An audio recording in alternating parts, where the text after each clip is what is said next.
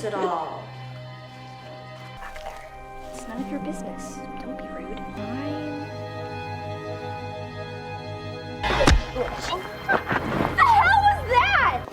Film की शुरुआत में हमें मैट नाम का एक आदमी दिखाई देता है जो जख्मी हालत में घसीटते हुए चल रहा था। यहाँ सीन कट होता है, कहानी फ्लैशबैक में जाती है। तभी हमें पता चलता है कि ये एक हॉरर फिल्म का सीन होता है जिसे कैटी और मैट नाम के कपल देख रहे थे। मैट बहुत जल्द कैटी के साथ सिटी में रहने वाला था। वहाँ जाने से पहले वो आखिरी बार अपने दोस्तों के साथ एंजॉय करना चाहता था, इसलिए उन्होंने मिलकर एक ट्रिप प्लान किया। उसके दोस्त का नाम रायन और उसकी गर्लफ्रेंड का नाम सारा होता है। इधर सारा उस ट्रिप में नहीं आना चाहती, लेकिन रायन ट्रिप पर जाने के लिए बहुत ज्यादा एक्साइटेड है। रायन और मैट की माँ बहुत अच्छे दोस्त हैं, इसलिए रायन के लिए मैट उसके भाई जैसा है और इसलिए रायन आखिरी बार उसके साथ घूमना चाहता है। इधर कैटी और मैट भी ट्रिप की तैयारी कर रहे हैं। मैट देखता है कि कैटी अपने स्कूल फ्रेंड के साथ चैट कर रही है। इसे देखकर उसे बहुत ज्यादा गुस्सा आता है और वो उससे कहता है कि कैटी स्कूल वाले लड़के से बात ना करे, लेकिन कैटी उसे मना लेती है और उसे शांत कर देती है। तभी रायन का फोन आता है और वो उन्हें तैयार रहने के लिए कहता है।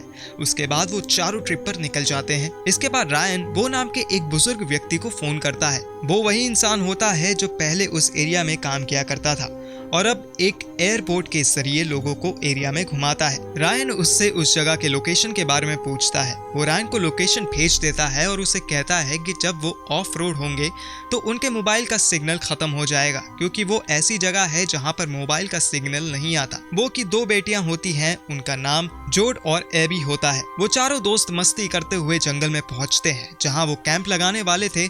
आगे कार नहीं जा सकती, इसलिए सब पैदल ही वहां जाने का तय करते हैं। इधर वो दूसरे ट्रैकर्स को अपनी एयरशिप पर राइड करा रहा था। चारों तय जगह पर पहुंच जाते हैं। तभी कैट रायन से कहती है कि क्यों ना वो लोग कैंप लगाने में कंपटीशन करें। जो पहले कैंप लगाएगा वो आराम करेगा और जो कैंप लगाने में पीछे हो जाएगा वो रात के लिए कैंप फायर का इंतजाम करेगा। रायन उसकी बात मान जाता है। टेंट लगाने की इस रेस में लड़कियां जीत जाती हैं।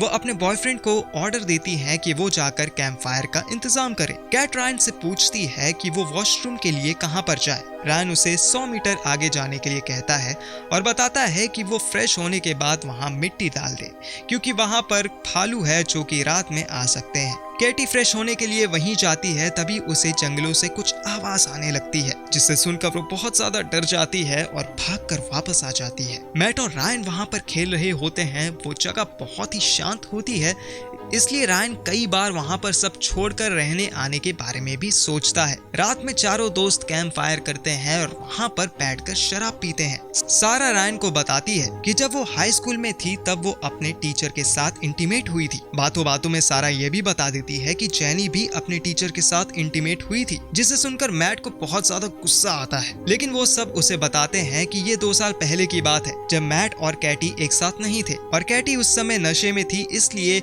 ये कोई कुछ ज्यादा मैटर नहीं करता है। लेकिन मैट बहुत गुस्सा हो जाता है और वो वहां से जाने लगता है। अगली सुबह मैट वापस आता है। कैटी उसे माफी मांगती है, लेकिन मैट का गुस्सा अभी भी शांत नहीं हुआ था, इसलिए वो वहां से चला जाता है और कैटी से ब्रेकअप कर लेता है। कैटी अपनी गलती मानती है।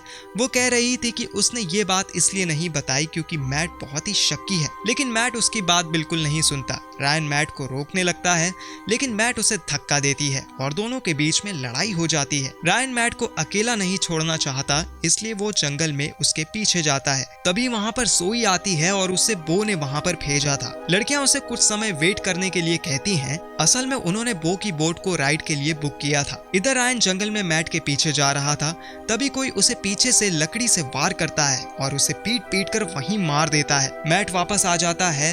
अब मैट का गुस्सा शांत हो गया था। दोनों लड़कियां उससे रायन के बारे में पूछती है, लेकिन उसे इस बारे में कुछ भी पता नहीं होता। तभी वहाँ जोई की बहन एबी आ जाती है। वो उनसे पूछती है कि क्या वो उनकी मदद कर सकती है। सारा जोई और एबी के साथ जंगल में रायन को खोजने लगती है। जंगल में उन्हें रायन के शर्ट का एक टुकड़ा मिलता है और उनमें खून के दाग भी होते हैं।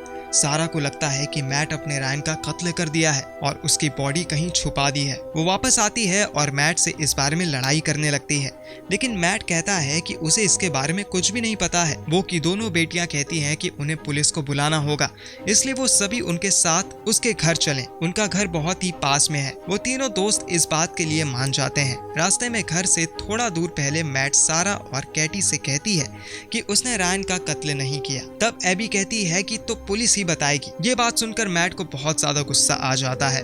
वो एबी को धक्का देता है जिससे वो नीचे गिर जाती है। उसे नीचे गिरता देख उसकी बहन जोई को गुस्सा आ जाता है और वो मैट के सर पर एक बेसबॉल से हमला कर देती है। फिर जोई उन लोगों से माफी मांगती है और उन्हें अपने घर आने के लिए कहती है। जब सभी लोग उनके घर में पहुंच जाते हैं तो दोनों बहन मिलकर उन तीनों को ड्रिंक सर्व करती है।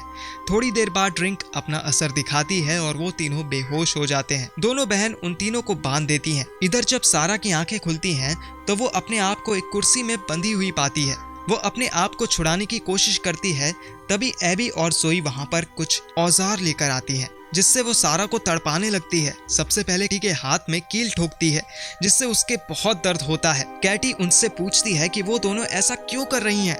तब दोनों बहन कहती हैं कि उन्हें ऐसा करने में मजा आता है और अगला नंबर कैटी का ही है। दोनों एक चाकू उठाकर सारा के होंठ काटती हैं और उसके नाखूनों को उखाड़कर उसे खिलाने लगती हैं। सारा को तो इससे असहनीय दर्द हो रहा था। सारा बार बार उनसे कह रही थी कि वो ऐसा ना करे, लेकिन वो नहीं मानती और फिर वो एक चैन सॉ लेकर आती हैं और उस चैन सॉ से सारा का पेट फाड़ देती हैं जिससे सारा की मौके पर ही मौत हो जाती है। इधर मैट ने अपने आप को छुड़ा लिया था। वो बाहर भागने लगता है। तभी जोई उसकी आवाज सुन लेती है।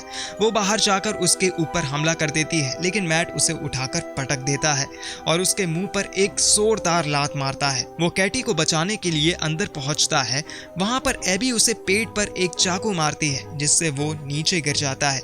इसके बाद जोई भी आकर मैट के पेट पर लात मारती है जिससे वो चाकू और भी अंदर चला जाता है।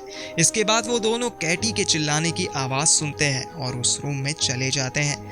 इधर मैट वहां से घसीटते हुए बाहर निकल रहा था, लेकिन वो दोनों बहनें मैट को पीट पीट कर मार डालती हैं। लेकिन कैटी को बाहर भगाने का मौका मिल जाता है और वो इस मौके का फायदा उठाती हैं। रास्ते में भागते उसे एक कार दिखाई देती है। वो उस कार वाले से मदद मांगती हैं।